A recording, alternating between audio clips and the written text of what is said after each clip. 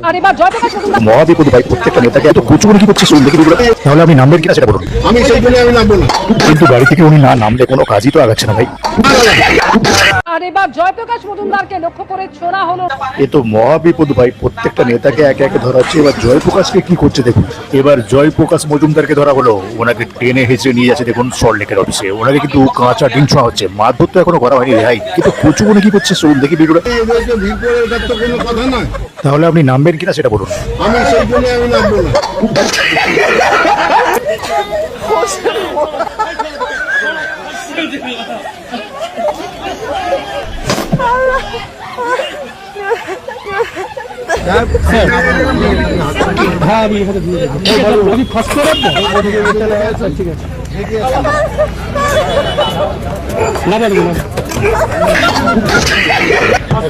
আমি নামবো না।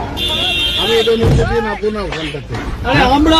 আপনি আছেন তাতে হেনস্থায় খবর নিয়ে এদেরকে ভিড় করে এটার তো কোনো কিন্তু গাড়ি থেকে উনি না নামলে কোনো কাজই তো আগাচ্ছে না ভাই।